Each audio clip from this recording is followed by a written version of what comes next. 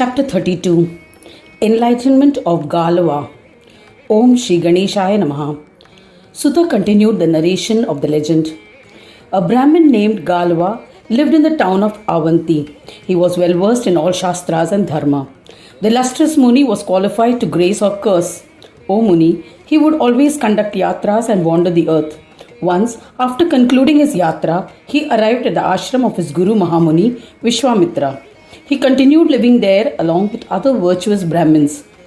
Seeing Vishwamitra absorbed in the worship of Ganesh, Galava with hands joined in pranam said to the ascetic, "It's a well-known fact that this body is made up of the 5 elements, Panchamahabhutas, and is perishable.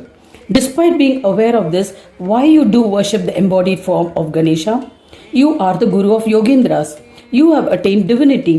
Forsaking the supreme Brahma, why do you sing bhajans of the form of Vignapa, endowed with the attributes of a Jiva? Mentioned that he is the Lord of Brahmas. Despite this, how is it that Gajanana has a name and an embodied form? The Vedas elucidate that amongst the various tutelary deities, he is most widely worshipped to attain divinity. What is the opinions of the yogis in this context? By performing puja of Ganesh, a human diligent in yoga becomes purified and in a short period of time is transformed to a yogi. There is no doubt about it. After attaining the status of a yogi, he visualizes the Atma everywhere, as it is the inherent nature of yogis. In such a state, he should forsake Gajanana and wander like an insane one. Because a yogi visualizes himself in Gajanana, why should he worship Gajanana? Hence, a yogi no longer worships Gajanana, who is not distinct from him. When you have already attained bliss through yoga, why have you continued the worship of Gajanana? Doing it to set an example for the masses? Sutta said that he reprimanded his disciple Galava, and to eliminate his ignorance, Vishwamitra elucidated, saying, "O Galava, you are ignorant. You have not comprehended Brahmanayaka Ganesha. Do not compare him with any other devas. Devi Buddhi, who is endowed with the 5 aspects of the Chitta, assumes a form willingly. Devi Siddhi, who is always engaged in creating illusions, also assumed a form. The Lord of both these Mayas, namely Buddhi and Siddhi, also assumed a form willfully, like a magician, to conduct divine plays with them. His body is the whole world. His head, which is like an elephant, is the divine Brahma. It is by the union of both Jagat and Brahma that he becomes embodied. Dundi that I have described occupies the hearts of the yogis. The ignorant ones consider him formless and endowed with the Pancha Mahabhutas. O foolish one, O Galava, Ganesh does not exist in 2 distinct forms of Saguna and Nirguna. Similarly, he is neither created nor is he destructible. This master of yoga can assume an embodied form of his own free will and can also disappear at will. When final annihilation occurs, he is absorbed in the yoga, named Brahmanaspati, by becoming one with it. He loves devotion. It is for the devotees that he has assumed a form of Gajanana, which is a conjunction of an elephant head and a human body. Here, he exists in 2 different forms, Brahma and Jagat, for the devotees to comprehend that he is the union of both. Yogis attain divinity by the powers of yoga sadhana, but do not attain the powers of the divine. The absolute authority that is conveyed by the word Brahmanaspati is only with Ganesha. Therefore, yogis sing his bhajans. Having imparted this knowledge to Galava, the illustrious Mahayogi Vishwamitra concluded his discourse and began singing bhajans of Ganesh silently within himself. At that time, his disciple Galava censured himself for his ignorance. He prostrated to the sage and asked once again, "O eminent Muni, I am immersed in darkness of my ignorance and hence wish to ask you to clarify. Please accept me as your disciple, uplift me and transform me into a yogi. How did Ganesha, who is forever in a state of yogic peace, come to be known as a deva? What do the exponents of Vedas have to say in this matter? Devas are endowed with sattvic gunas, human beings are endowed with rajasic gunas, and asuras are endowed with tamasic gunas. All 3 live in different lokas. O omniscient Swami, please clarify my doubt. I bow to you. Thereafter, I can engage in the worship of Ganesha without any doubts." Vishwamitra replied, Devas like Indra, who are endowed with sattvic qualities, live in Swargaloka. Indra is the greatest among them. When one day in the life of Brahmadeva concludes, all these devas are always absorbed. Thereafter, for the sake of recreation of the universe, some human beings attain the status of devas by virtue of good deeds. The position of the creator, Brahmadeva, is also attained by humans by their good deeds. He is a form of karma, unlike other devas. He is constantly engaged in the task of creation. Hence, he is known as Parameshti, superior god. No position higher than this can be earned by humans through yajnas. Shiva, Vishnu, Surya, and Shakti are the four Ishwaras. Whatever they resolve comes true. They can assume a Saguna or a Nirguna as they wish.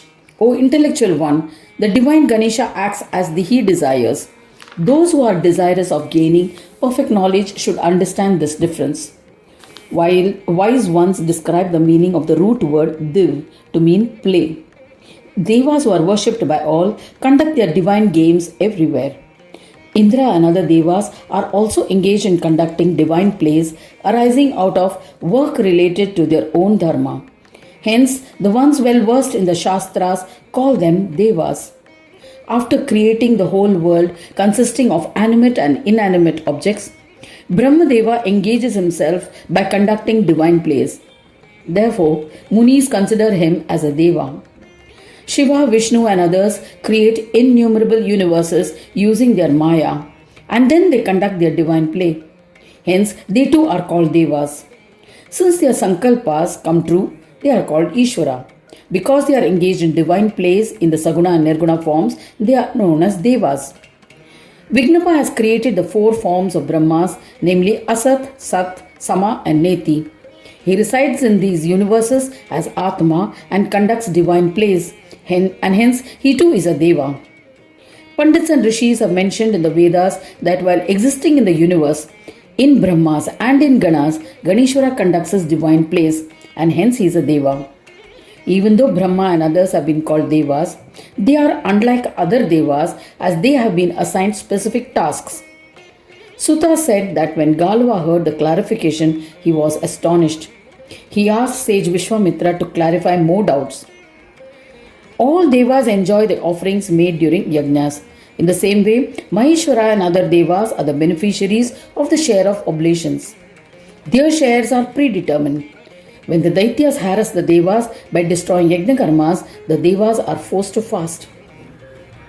Therefore, they are like other devas. There is no doubt about it. O Yogindra, please clarify this doubt. Vishwamitra replied, due to ignorance to enforce the practice of asuric karmas on the devas, Daityas force Brahma and other devas to fast. Listen to the truth, which will eliminate all your doubts. The prosperity of Indra and other devas will be interrupted intermittently.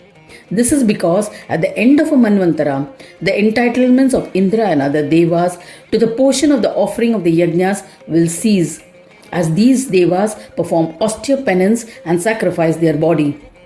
In the next Manvantara, different beings assume the positions of Indra and other devas. O Muni, therefore the prosperity of Indra and devas is not perpetual. They are entitled to only their share of oblations in the Manvantara in which they exist. When their Manvantara concludes, their entitlement also concludes. Similarly, the entitlement to the share of Brahmadeva to the yajna oblations is also not permanent. He is entitled to only 2 prarabdha worth of offering. His grandeur remains to the extent of 1 kalpa. There is no doubt about this. Indra and other devas cannot be compared to him. Since he enjoys the share of the oblations for a long time, Pandits refer to him as Parameshti, Parama Supreme plus Ishti. It is widely accepted that Ishti or desire, which are indulgences and majesty, is uninterrupted. Shiva and other primordial devas also take a share of the yajna oblations, but Brahmadeva is superior to them. In this manner, the prosperities of Shiva and other devas is perpetual.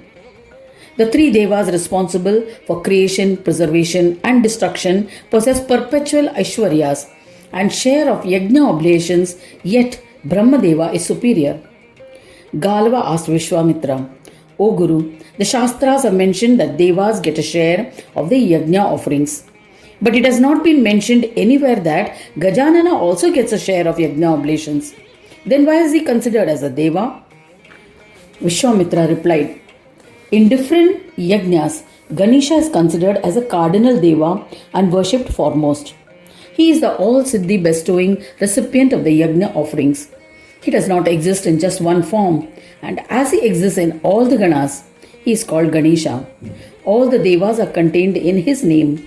So why do you doubt this? When the share of oblations is received by any Deva, it is also received by Ganesha, as all are a part of him. The Vedas have expounded that the Brahmanaspati Yajna done is only for Ganesha. In this Yajna, the only one who receives oblations is Ganesha. Vishnu, Shankara and others reside in just one area each. They are not omnipresent, and hence one should perform their puja in the Yajna karma in their respective karmas. Vignesha is to be worshipped foremost in all Yajna karmas, and he holds authorities over all Mahavignas. Galava asked, all the 5 Devas are in the Saguna and Nirguna forms, endowed with attributes and without attributes, and are considered equal. Then why is Ganesha worshipped foremost? Vishwamitra replied, Shambhu and the 5 Devas exist in Saguna and Nirguna forms. Whatever they resolve becomes the truth, and hence they are addressed as Ishwaras. But they are not a form of yoga. They are endowed with as Saguna. Because they are Saguna, they are absorbed in the Ganesha principle when the final annihilation occurs. Whatever is endowed with attributes is perishable. Whatever is without attributes is imperishable. Pandits say that Shiva and other main Devas exist in the yoga form of the Supreme. Yoga form is a union form of Sat, Asat, Sama and Neti Brahmas. Ganesha is created by the union of the body of a man with the head of an elephant. Hence, he is yoga. He is Saguna and Nirguna. When he is Saguna, endowed with attributes like anger, greed, etc., and Nirguna, formless and attributeless, he is identified as the Supreme Brahma. Whether he is Saguna or Nirguna, he is the form of yoga, and of his own free will creates the universe endowed with duality. He remains detached and conducts divine plays in them. When Gajanana resides in Swananda Loka, he is in the embodied form. Comprehend that the Vedas have mentioned that the Swananda Loka is not subject to annihilation.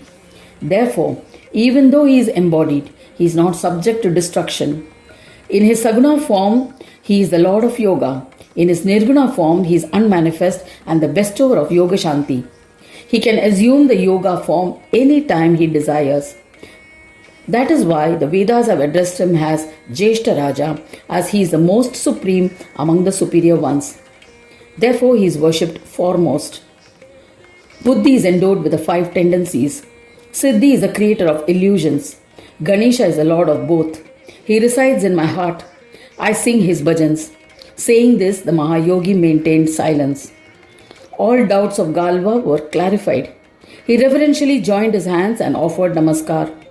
Thus ends the 32nd chapter titled Enlightenment of Galava in the 8th Khand of the Purana Upanishad, Srimad Mudgal Puran, describing the legends of Dhumravarana, dedicated to Sri Gajanana. End of chapter 32.